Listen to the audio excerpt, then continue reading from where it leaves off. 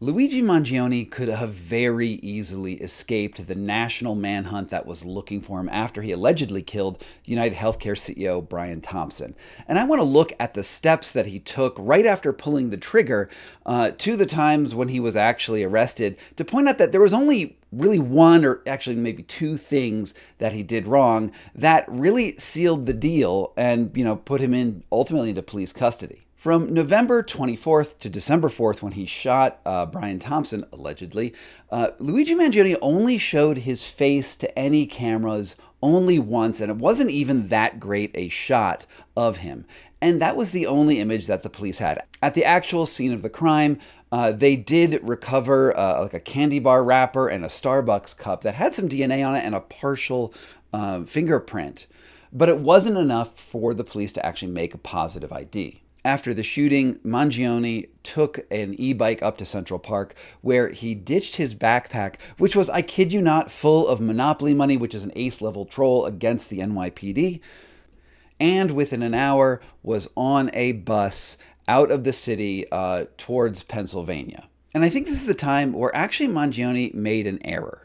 So over the preceding 10 days, he had rehearsed the whole event, the escape, the shooting. He printed out his ghost gun and multiple IDs and had amazing operational security, or OPSEC. Now, at this point, Mangione was probably checking his phone and realizing that the world was fully paying attention to him. There were thousands of cops and rangers and various authorities. There were news stories, there were YouTube channels, there were wanted posters everywhere. While he planned a very professional hit job and murder, he didn't plan for what to do after he'd actually escaped. Like, he'd rehearsed the entire time how to get on the bus, how to get out of the city, but he never thought about how he was going to resurface to the ordinary world. Maybe he ultimately wanted a show trial to talk about the horrors of our healthcare system. After all, he was busy writing a manifesto explaining how he acted alone, how he printed out an untraceable ghost gun, and that he wanted to do this because healthcare in the country was terrible. 4 days after he escaped New York, he was still on the bus, and he stopped in Altoona, Pennsylvania, and went to a hotel to look for a room. Basically just walked in kind of cagey, just looking around, making sure he wasn't being watched, asked if he could get a room here. But there wasn't a room there. So Mangione walked over to a local McDonald's, opened up his laptop, and was probably just strolling the internet to see what people were saying about his case.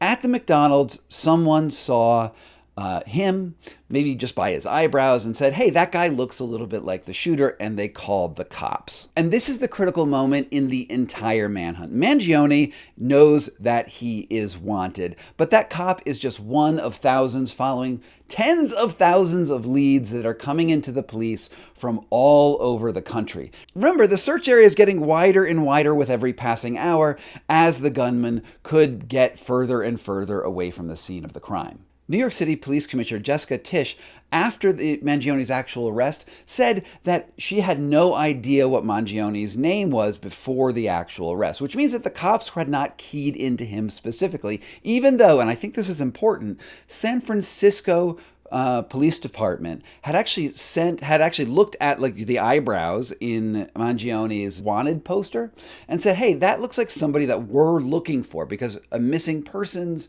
report had been listed for Mangione sometime in the middle of November, and the cops were just trying to find out where he was. So the SFPD actually told the FBI, was like, hey, maybe it's Mangione. And because the police departments around the country are not coordinated, and there were thousands and thousands of pieces of information, this information actually didn't get through to the New York City police, which is a clue to say that Mangione had a great opportunity to escape the dragnet altogether. So the cop comes up to him and says, what are you doing here?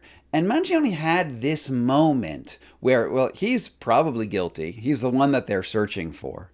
And he has a whole bunch of fake IDs that he has been using over the course of the last week. And this is where Mangione made the biggest error of all, is he gave the cop a fake ID.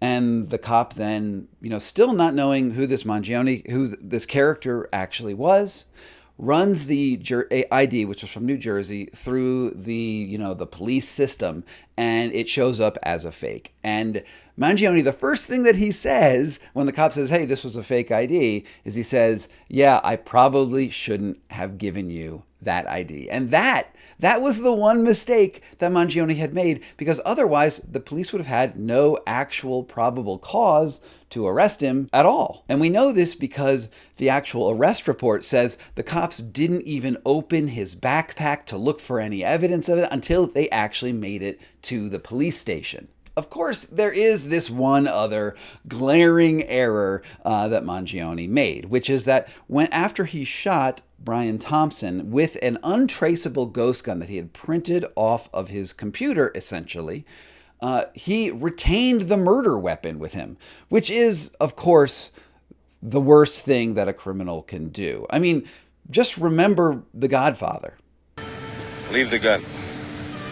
Take the cannoli.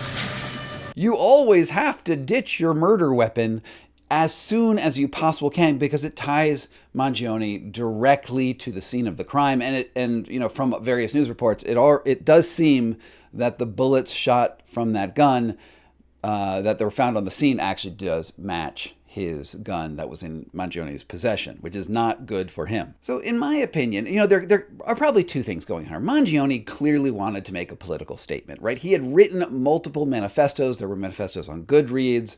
There was one he was actually carrying in his pocket where he wants to draw attention to our disastrous healthcare system in the United States. And if he's going to make a political statement, he certainly will have a big grandstand to issue his grievances at the court. But it's also important to realize that he could have very, very easily escaped if he had just thought about what it would take to surface back into the real world. He stayed in escape mode for just too long. So I don't think this is actually like a piece of advice for you. Like, if you're on a national manhunt, if thousands of cops are looking for you, what are you going to do next? Well, I'm not going to give you a how-to video, but I will say that Mangione had an opportunity to enter back into the real world in that 4-day period. And, he ultimately made some rookie mistakes that a lot of criminals ultimately do. Because remember, the cops, they can be wrong 1,000 times, but a criminal on the run only needs to slip up once before they actually have to face consequences in court. From Poke Bear LLC in Denver, Colorado, this was Scott Carney talking to you.